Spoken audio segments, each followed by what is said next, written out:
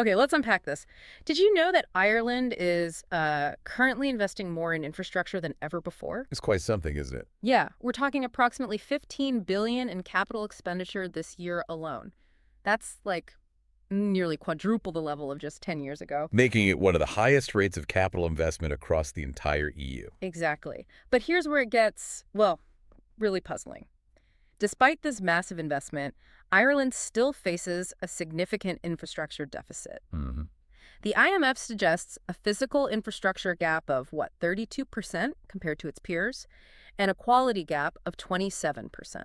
So what does this all actually mean? Well, what's truly critical here, I think, is that we're not just talking about abstract figures or, economic models. Right. This affects real life. Absolutely. This paradox touches everything. Housing affordability, how efficient our transport is, the reliability of the energy supply, even the quality of our water. So today we're doing a deep dive into a specific document.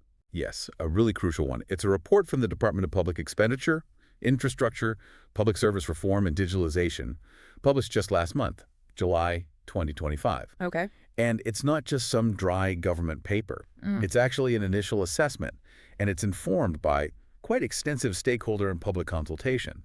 It's designed to pinpoint the most significant barriers stopping these vital projects from, well, actually getting built. Right. So our mission today is really to cut through that complexity, pull out the key insights from this report, and help you understand precisely why Ireland's infrastructure development cycle has stretched out so much. And what the consequences are.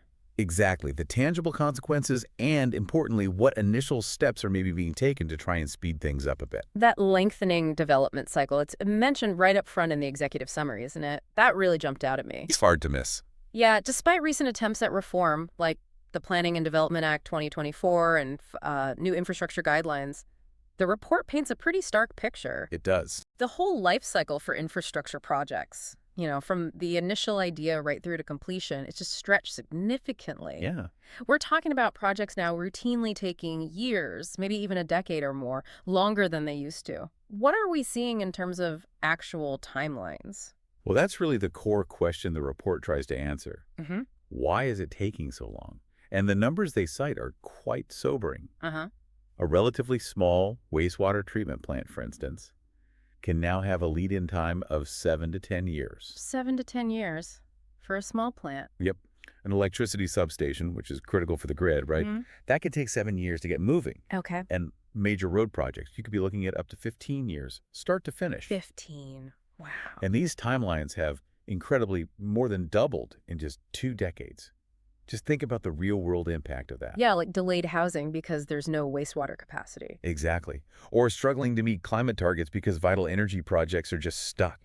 So how does the report break down these delays? What are the main culprits? It systematically breaks them down into 3 sort of broad categories of barriers. First, the regulatory environment itself. Okay. Second, the planning and legal systems. And finally, what it calls internal systems, which basically means government processes, procurement, that kind of thing. Okay, so let's dig into that first one, the planning and legal systems. The report seems to suggest one barrier stands out, something that came up almost unanimously in their stakeholder chats. Yes, the increasing role and impact of judicial reviews. Ooh, right. The report actually uses the phrase chilling effect, doesn't it? Saying it impacts every stage of the process. It does. This sounds like more than just the odd legal challenge here and there. It sounds like it's fundamentally changing how projects are even approached from the start. It absolutely is. And if we look at the bigger picture, the statistics they provide are pretty stark. Go on. Judicial reviews against decisions made by An Bord Pleanála, that's the Independent Planning Appeals Board, Right. they jumped from just 42 cases back in 2014 to one of 47 in 2024. That's a huge increase. And as of July 2025, when the report was published, they were already at 88 cases for the year. So on track for potentially another 20% increase over last year. Wow, so it's accelerating. It seems to be. And what's particularly interesting or maybe concerning is the impact of something called the Heather Hill judgment. Okay, what's that? Well, this legal precedent, in essence, means that if an environmental argument is raised in a judicial review and the report points out this happens in most infrastructure cases, Uh-huh. the project developer, often the state, won't get their legal costs back even if they successfully defend the project and win the case. Even if they win. Even if they win. But the applicant, the person bringing the challenge, faces no cost liability if they lose. Right. So there's no real downside for them to challenge, financially speaking. Precisely. It creates this powerful, almost you could say, perverse incentive for challenges. Even if they might be tactical or perhaps don't have the strongest legal merit, there's little financial risk for the challenger. So the core insight here really is that this specific legal situation kind of weaponizes the review process. It forces projects into these defensive, really costly delays, but doesn't necessarily lead to better outcomes, environmentally or otherwise. That seemed to be the argument presented, yes. So what are the practical consequences? How does this chilling effect actually play out on the ground for us? Well, it leads directly to something the report calls documentation creep. Documentation creep. Yeah. Project developers are basically producing ever more extensive, exhaustive documentation. We're talking applications running to over 30,000 pages. 30,000 pages. That was the figure cited for the water supply project for the East and Midlands region. And the really stark thing the report suggests is that these mountains of paper aren't primarily about building better, safer, or more environmentally sound infrastructure. It's legal protection. It seems to be primarily a defensive legal shield, designed purely to safeguard against potential litigation down the line.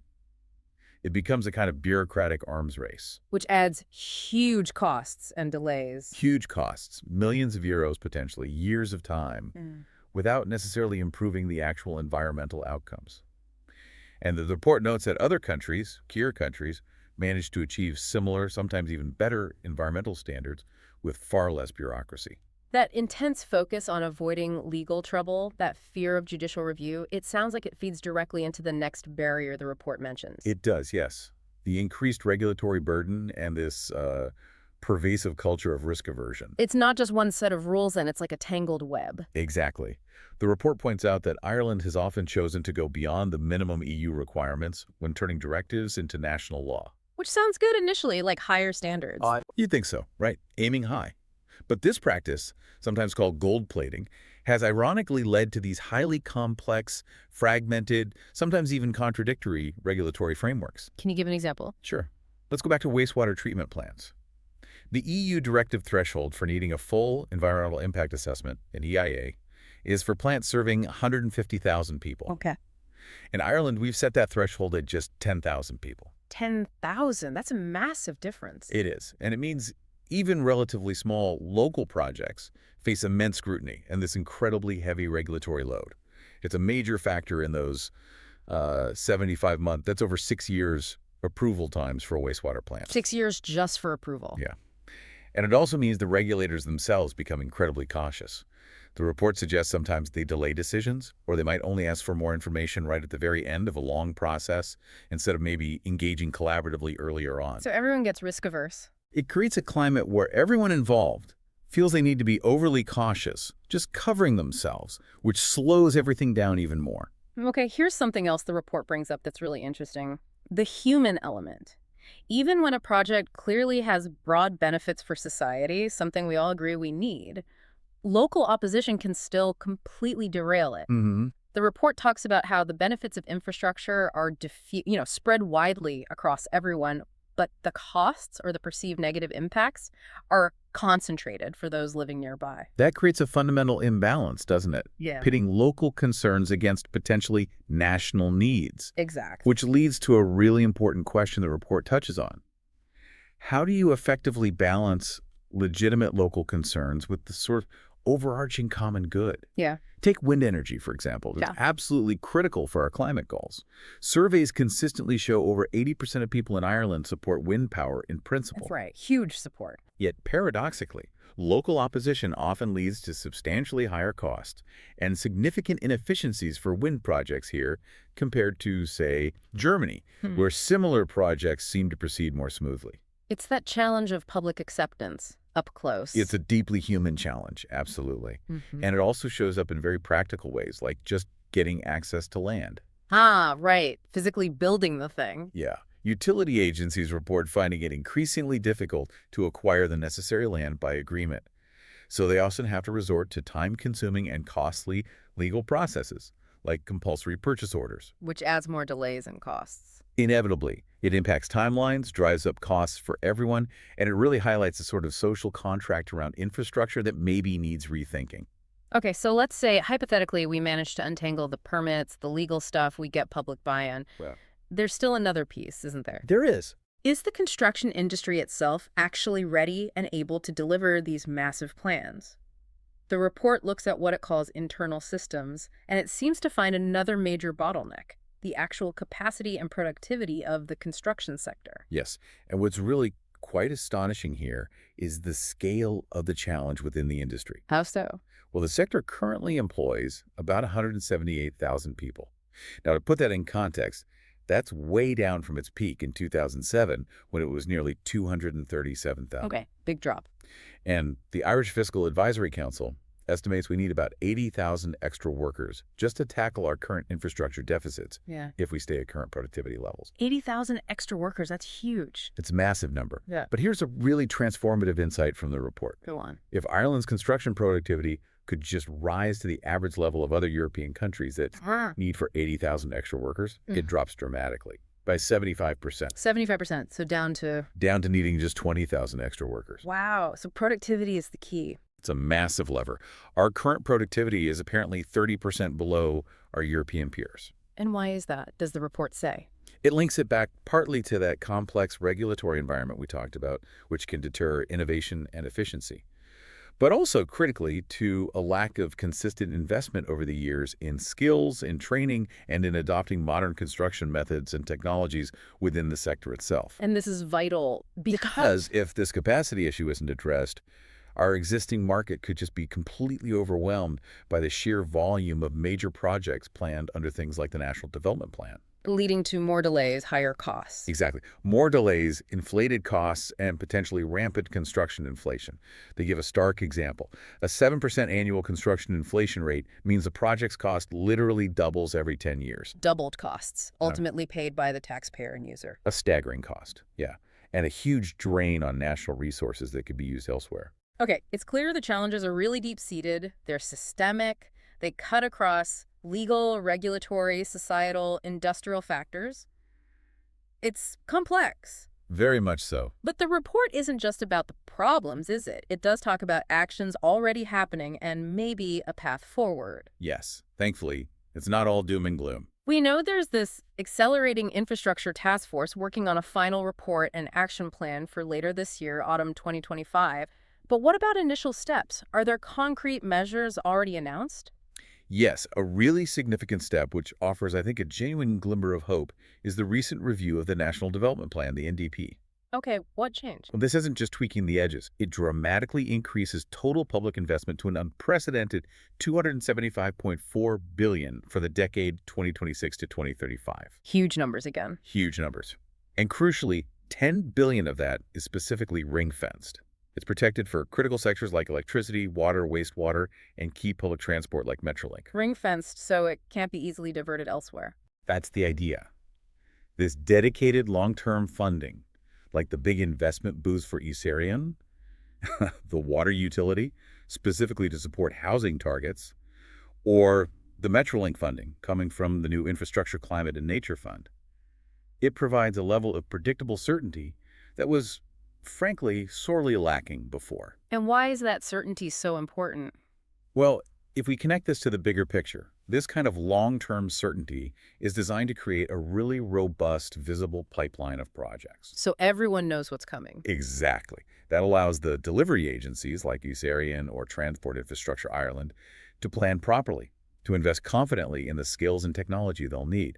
And it should attract much greater interest from the private construction sector too, because they can see a steady stream of work ahead. Makes sense. There's also a strong push now for government departments to develop clearer sectoral investment portfolios, a bit like they do in Australia, apparently. What does that mean?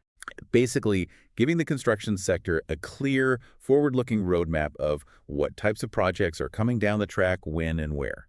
That transparency should really help build and coordinate capacity much more effectively across the whole industry. So these initial steps seem focused on creating stability and predictability. Yes, they signal a recognition, I think, that consistent, predictable investment is really the bedrock you need to build future delivery capacity on. So wrapping this up, What does this all mean for you, the listener, and for Ireland's future?